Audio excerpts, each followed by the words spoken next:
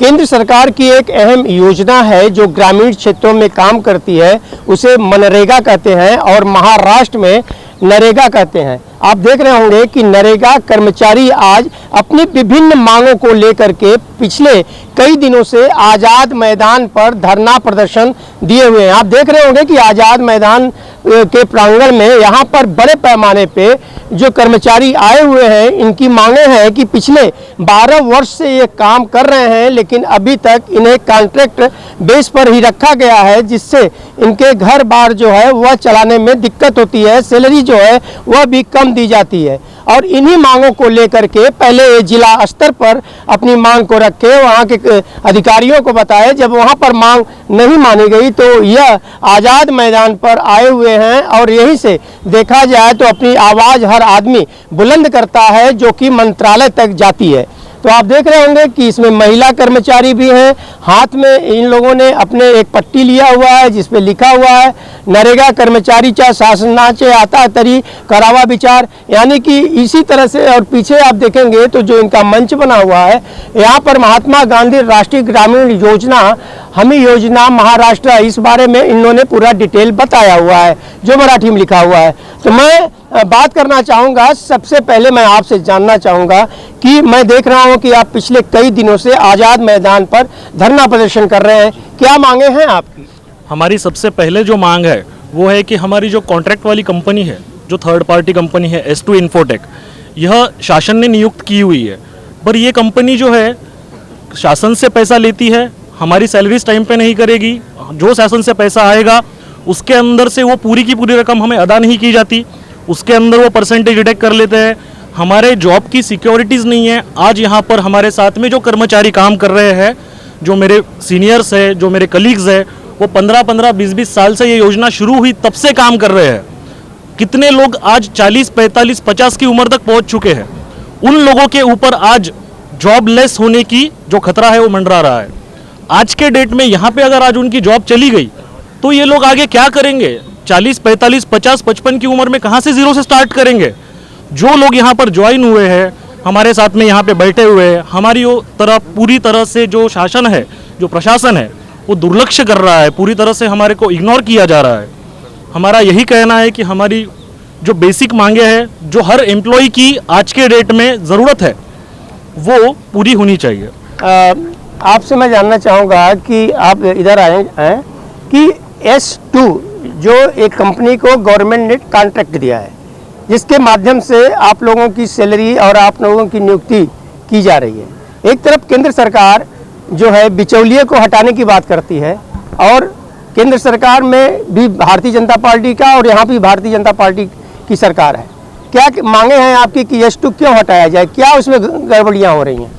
S2 जो company है उसकी ना तो सेवाएं हमें अच्छी मिल रही है, और शासन की ओर से जो राजनीति करके अपना जो सोसाइटी है उसमें हमारे बच्चों को दिया जाए, क्योंकि S2 को जो 17% जो मनुष्यबळ की सेवाएं दी जाती है तो वो ज़्यादा जाती है, और हमारा जो भुगतान है वो पूरा S2 को जाता है। और ECI करके जो अपनी ये रहती है हमारी सेवा सुविधा है, वो भी हमें कंपनी की ओर से मिलती नहीं है।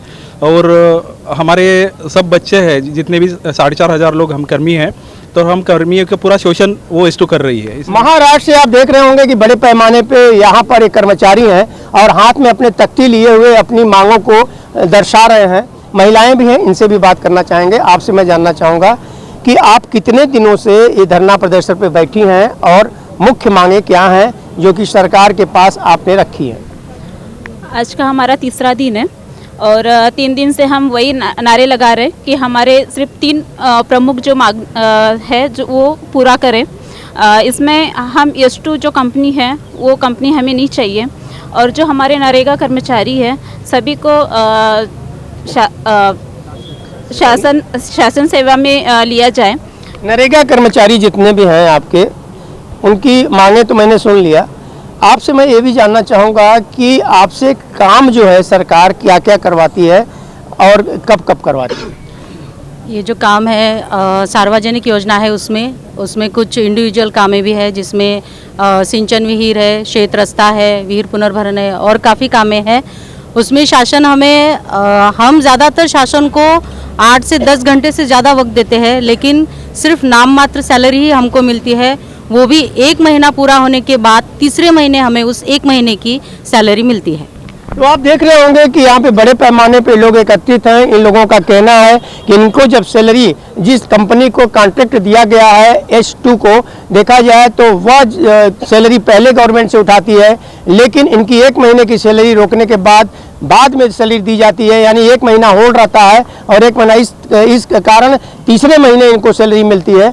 और मैं आपसे जानना चाहूँगा कि अगर सरकार के समक्ष आपने कुछ मांगे रखी होंगी, ज्ञापन दिया होगा, वहाँ से अभी तक आपको कोई आश्वासन मिला? सर, हम लोगों ने 12 जनवरी को शासन को हमने लेटर दिया, उसकी हमने मांग की। उसमें एक मांग थी हमारी कि शासन हमें अदर डिपार्टमेंट को जिस तरह कर्मियों को परमानेंट कर रही है उस तरह हमें भी कर ले। और दूसरी मांग थी हमारी S2 कंपनी को हटा के हमें समान काम समान वेतन दिया जाए। और तीसरी मांग थी हमारी कि आकृति बंद भी निर्माण किया जाए हमारे लोगों के लिए। तो ये सब मांगे हमने शासन की ओर रखी और 23 तारीख तक हमने राह देखी, लेकिन शासन की ओर से कुछ हमें अच्छा खासा कुछ मिला नहीं।